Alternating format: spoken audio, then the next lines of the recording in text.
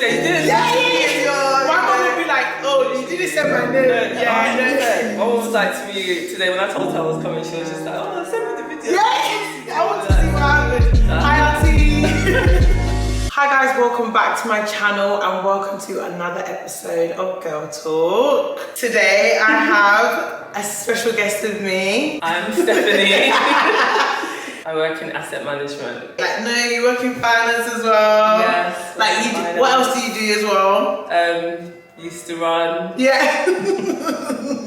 I don't really say I'm an athlete anymore, so do you know? I can't really claim But that. I feel like once you're an athlete for life. Because we were talking to you the other day and I was talking about your energy. That's what you have said. That's what you have said for energy.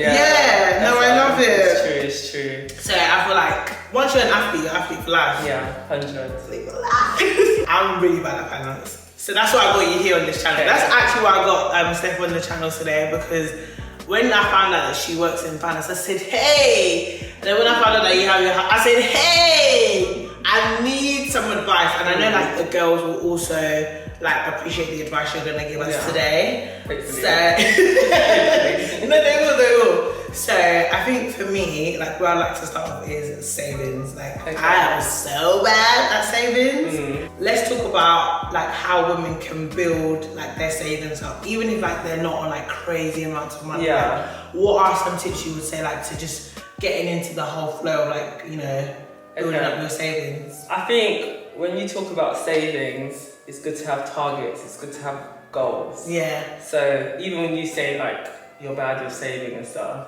do you have specific goals that you want to save for? Or do you always need to have a goal? Do you think you should? I think, well, you can have like a rainy day fund, but I think for you to like really have a focus and a drive, it's good to have like a goal, like what you want to buy in a year's time or in a couple of years, to have a plan, and then that kind of gives you the motivation to save. Yeah. Because I think everyone can save, but they struggle to have the motivation to do it. There's always something they prioritize over it, and then the savings just like diminish. Yeah. In that sense. So do you feel like saving for a bag or like is that what you're talking about? Yeah, like saving for something you can big, like a car or a house? Yeah, it could be something small, like something big. Like you can have like a saving pot. So I think the first thing is like, what are you saving for? And then it's like, then you can put it into little pots and then you can kind of come together and have a plan. In that sense, because then you can prioritize. Yeah. But then if you're not thinking far ahead, the big picture. Yeah, the big picture. Yeah. Then it will just keep diminishing. You'll keep finding things to just spend it on, because that's what I'm doing. I'm like, yeah, okay, fair enough. So like, I heard you talking about just pots now. You said like different pots. So, yeah. Like, have you got like any creative ways that you would say to save? Because for someone who's not saved before, we can't just jump straight into like hard savings. Like, what's some creative ways that you've saved, like when basically, especially when you started saving? Yeah, okay. So when I started, the first thing was I need to treat my savings money separate from everything else. Okay, so you just divide it into two? Yeah, so it's like spending whatever you get paid, that's your salary, goes into your current account. The same way you have bills is the same way you should have savings. Yeah. So to me, you should have like a standing order or something that you commit to, and that's set it up and it just goes. That's treated like a bill. It's like a phone bill. It just goes out your money. Yeah. In that sense.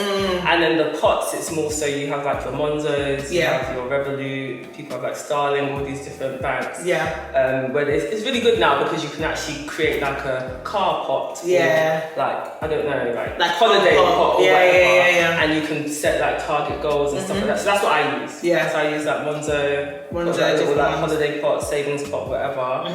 But then I also think of things where I can't have easy access to it. That's the main thing. Really? Yeah. So like big. So is it those accounts that they don't let you take out the money? Yeah. So one trick that I did, which is not really a good trick, but I have a savings account separate from my current account, so totally different bank. Yeah. Because when you have a savings account with the same bank, so for example, let's use NatWest for example. Yeah. You have a current account with NatWest. Yeah. You have a savings account with NatWest. Yeah. You can just easily transfer money. Yeah. But if you have a current account with NatWest and let's say a savings account with Lloyd, you can't take the money out so easily. You have to like get a current account, withdraw it, or like go into the bank and take it out. Physically withdraw it. So you would be more like there's a lot more barriers basically. Yeah. So put barriers in place so that you don't access your savings account. Okay, so when you did that, did you just like You didn't even have a card for it, or did you just like leave it to the side and just I don't put money? my savings account, I don't even know where the card is. Like I need to do that, yeah. Just throw it away.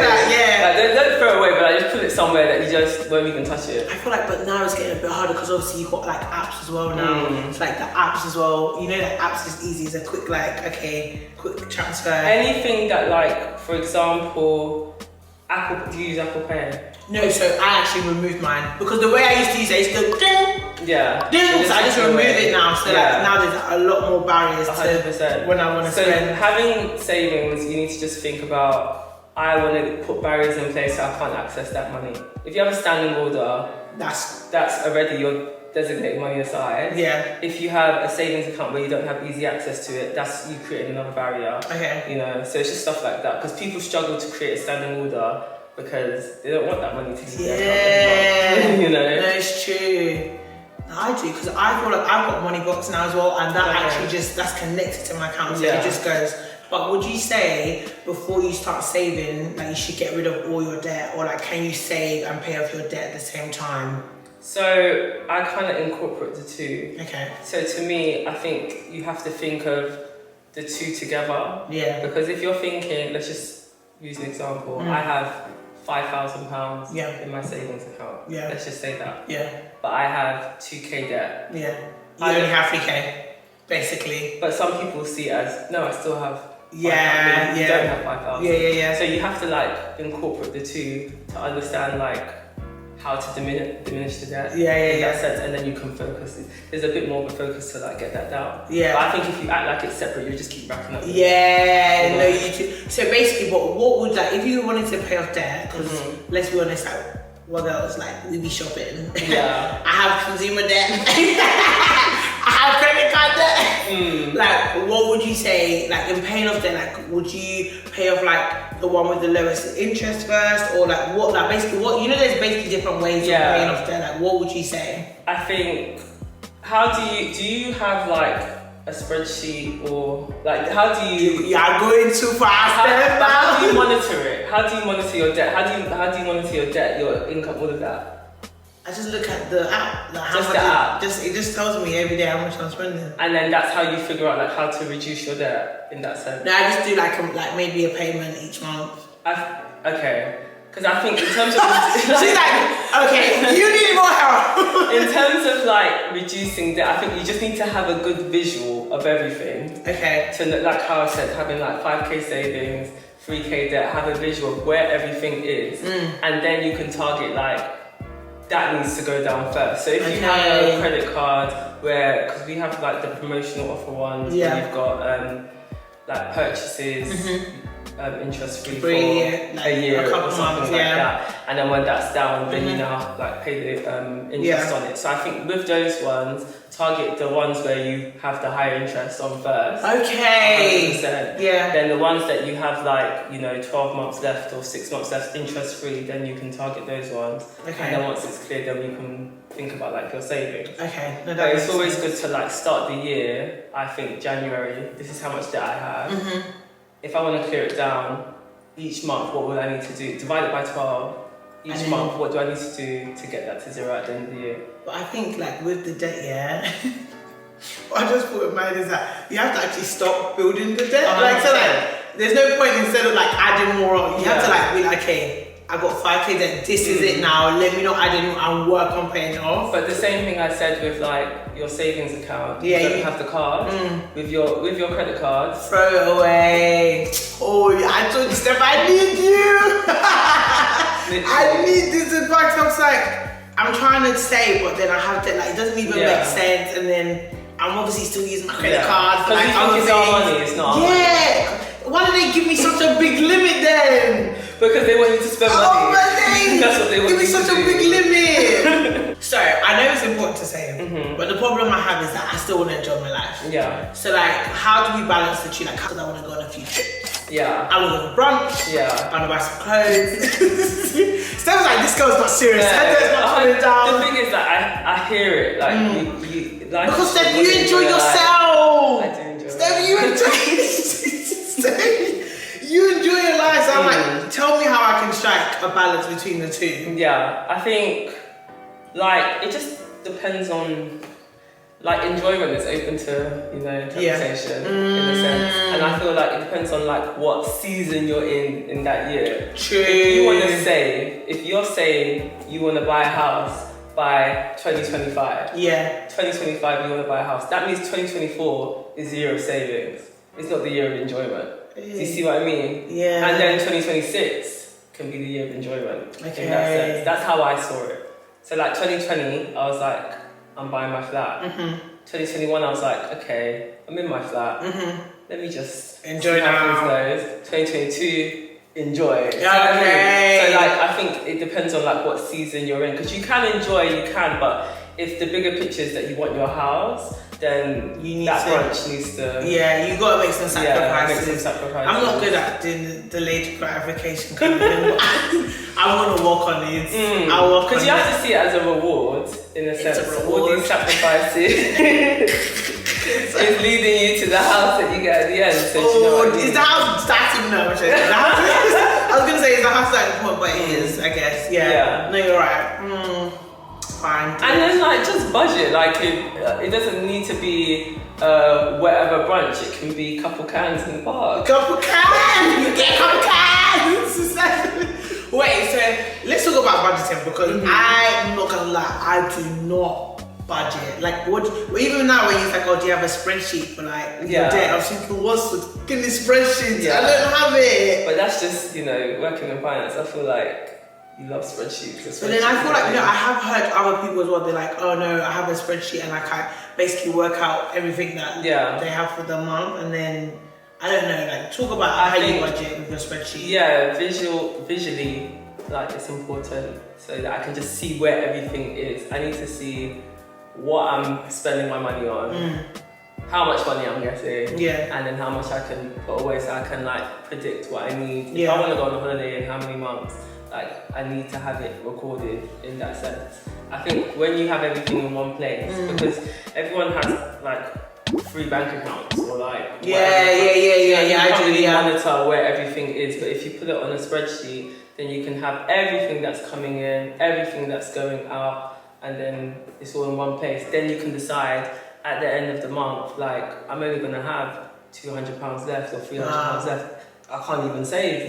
That means other things need to be cut out. When you have like one current account here, another account there, your credit card there, and you're spending, you can't even say that you're spending so much eating out, because you don't even know which account it's coming from in that sense. So that's why I have a spreadsheet. So putting it all in one place first, seeing how much you have at the end of the month, telling how much each month you need to put aside. That then creates your budget. Like I use the pots not only just for savings, but when I get paid, I'll put money into one of my like Monzo Revolut pots. That's how much I'm spending in that month. Once that pot is gone, you're done. It's gone. It's done. I can't go out. You're not going out. Yeah. Oh wow.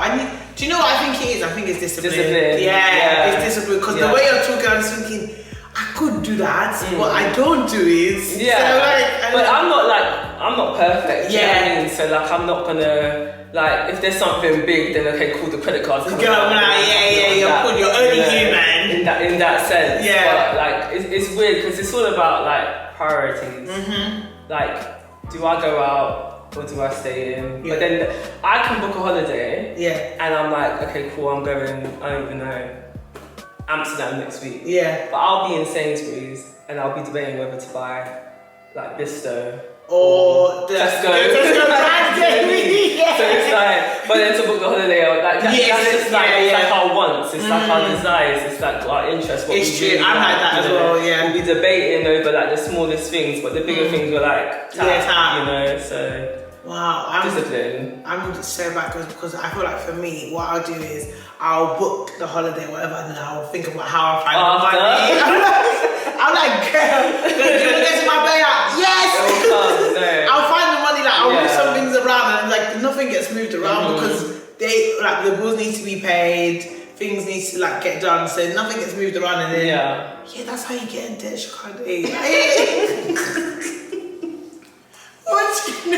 Do you know what? I need to change my life. Guys. Anyways, that's why Steph is here today, because she's going to give us some advice. She's going to give us the advice we need. Buying a first house, or like just even getting on the property ladder, in this like day and age is so.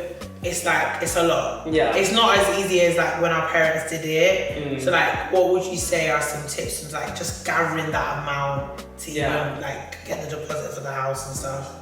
Like the time that I bought, my circumstances were very different to the average. This is why I like honesty.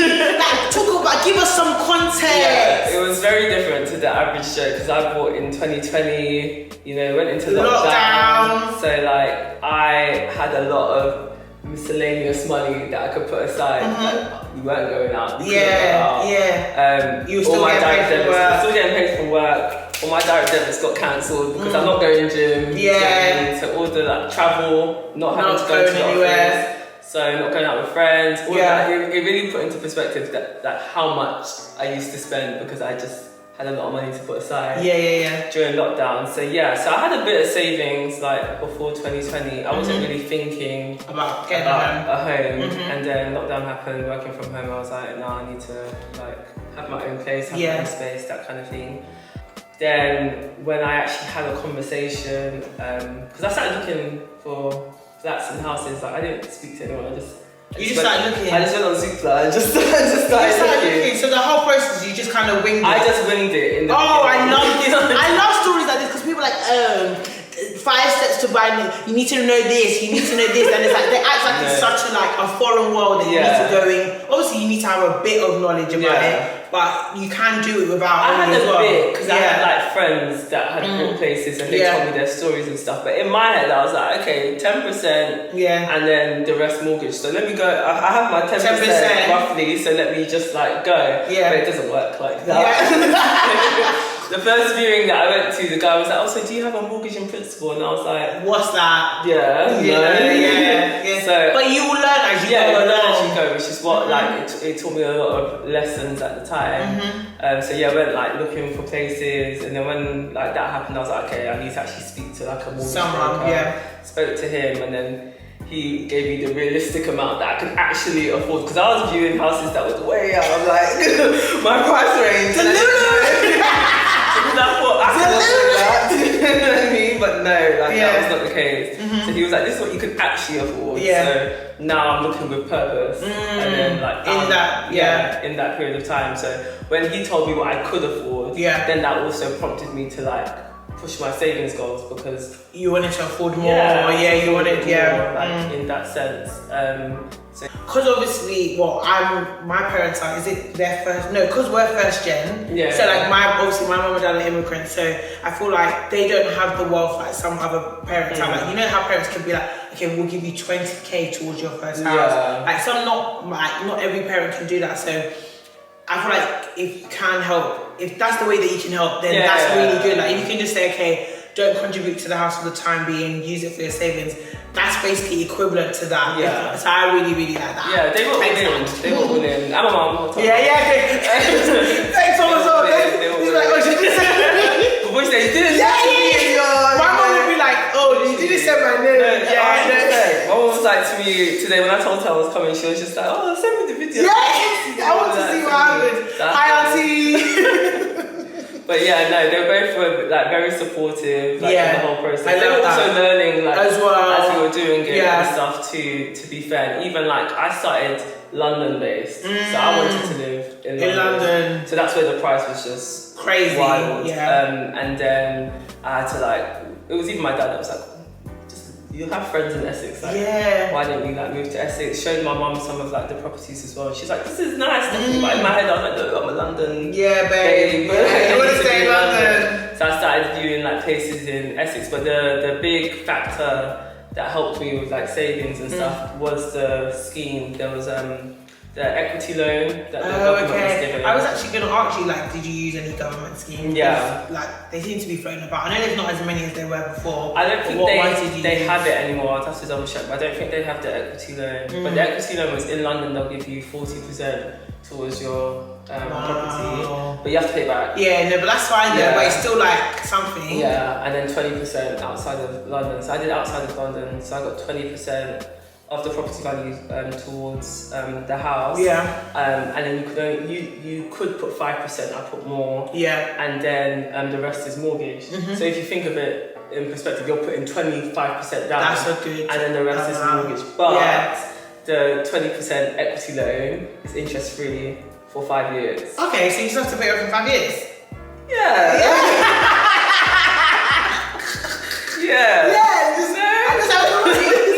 No, do you know what? 5 years when you say it sounds like a long time, but the way that 5 years. My 5 years is up next year. 2020 is next year. Yeah. Oh my god. It goes really quick. It goes really quick. But you have options, like you can remortgage and just. Okay, so it's not like the end of the world. It's not the end of the world. No, like so after like year 5, then you just pay interest on it. Okay. So you don't clear off any capital because you have to do it in like chunks and stuff like that. But you won't be like I'm not in a terrible position because it's only 20%. Like I say only, but it's not that still, much. Yeah. But if it was like 40% of like a 600k, well, you wouldn't be able to do 600k because there's a limit. But like it could be a lot that more. Could be a lot. 20% is reasonable, like it's manageable. So that's why I didn't mind using it at the time. And that helped me. The other element was the lifetime ISA. Yeah, I was gonna ask you about that because I heard that for so long, like lifestyle, have you got a lifestyle, have you got a lifestyle? I'm not gonna lie, I didn't have a lifestyle for a long time. Do you have a lifestyle now? I have a lifestyle now. Okay. But like I literally just got it.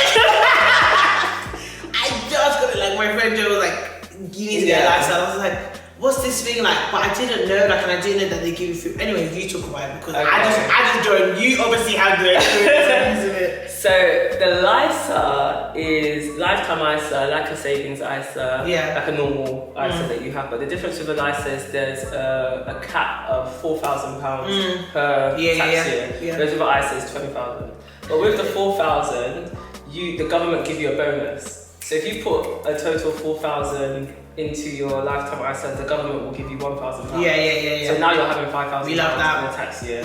Just free money. They just give it to you. But the sole purpose is for purchasing a house, or you can use it for retirement. You can't actually pull money away from anytime. You can, but then you'll get a penalty if you withdraw. And that's why I like it, because you don't want to withdraw because you don't want the penalty. I want to withdraw.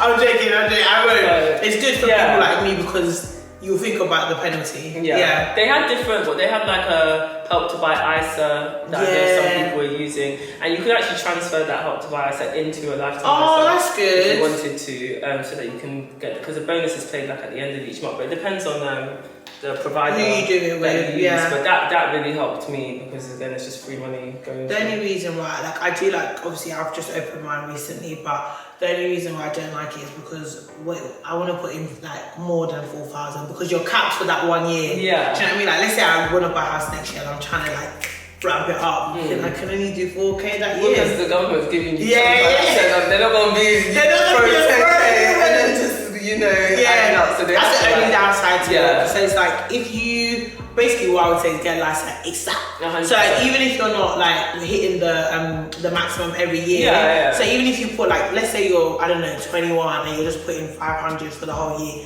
it's still gonna add up, and the government will still add 25% of whatever the value is. Like, just as long as it's up to 4,000. It's still gonna get your 25% bonus. Exactly. So imagine if you did like £500 a year from like you're 21, then maybe you got to like 26, you ramped it up, and then like by 30, you just got like crazy amount of savings. 100%. It adds up. That's what I should have done. No, you can still like. Time ago. I'm talking about 10 years ago.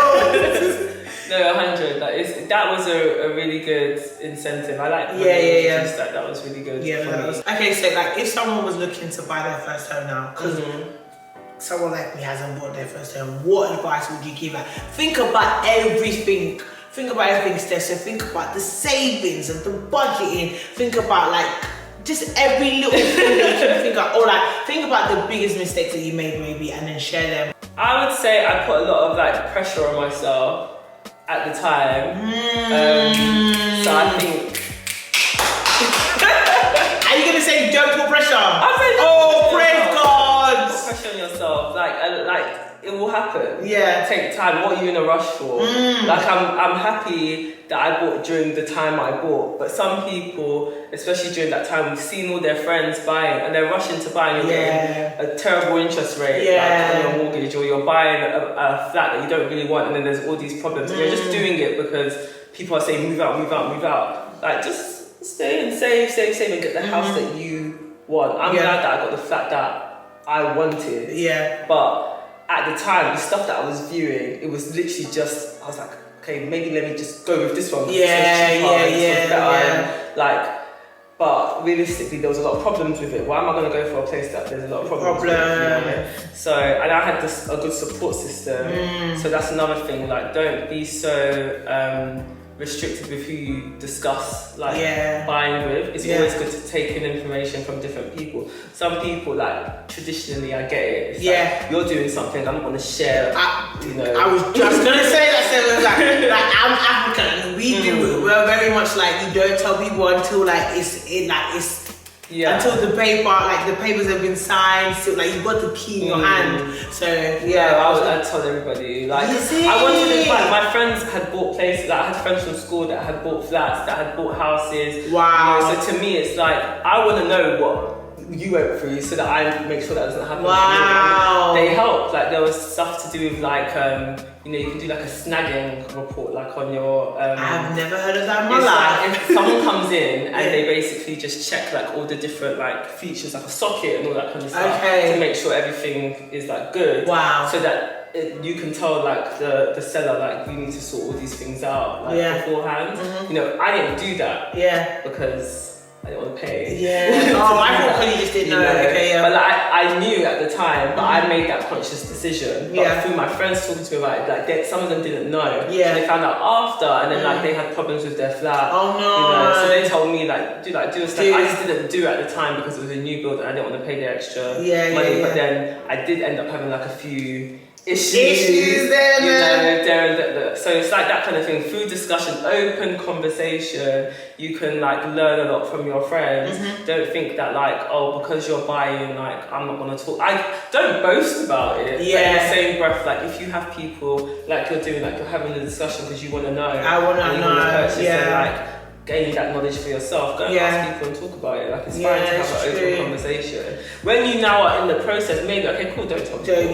But then finding out, that's free. Yeah, you just know how to handle like things better, the whole process. Because I feel like it's such a big deal. I'm giving all this money and it's like I can't just be doing it blindly. The day it happened, I was like, oh my gosh, this is wild. Like, all this money has just left my account. And I'm like calling the solicitor, like, have you received this? And they're like, oh, not yet. Well, can you check? Because it's gone. Can you check? Because no, I can't go more. You know, it's a lot. And it's a big deal. So, yeah, I think now I don't really, because it's been like almost, well, this is 4 years now. I don't really see it like that now. Wow, it's actually been 4 years. Yeah. But at the time, I was like, I would sit in my house and say, oh, this is it. This is nice. Yeah. You know? Wow. I can't wait one day, guys. One day.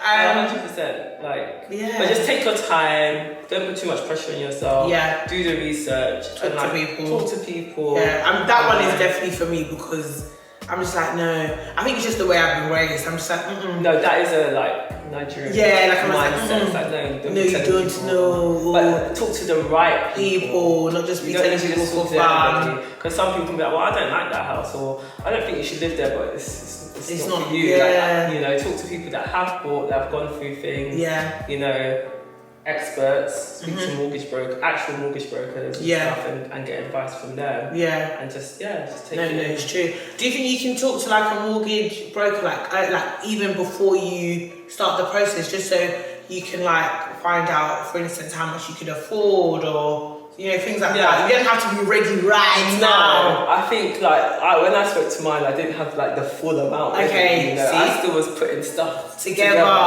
So like, yeah, you just had like an initial conversation. It's free. It's for initial conversation. Okay. But when they actually start the process, some ask you for like an upfront initial cost and you pay on like completion and stuff like that. There's so many like pages and stuff on Instagram and stuff like that talk about it in a generic viewpoint, but you just speak to an actual expert, because like there's certain things that can counter. Oh my days, it's true, guys. This is why we gotta get our debt down. The credit card, they gotta go. No, 100%. When I was doing mine, I like bought a bed. And I was like, I don't want to like pay for it now, so I put it on like one of those like you just installments. And then the guy, like my mortgage broker at the time, Jake, hold tight Jake, hold tight Jake, was like, So you have a bet, like, do you have any outstanding things? Like, did you pay anything on like a loan or whatever? I said, well, I bought a bed.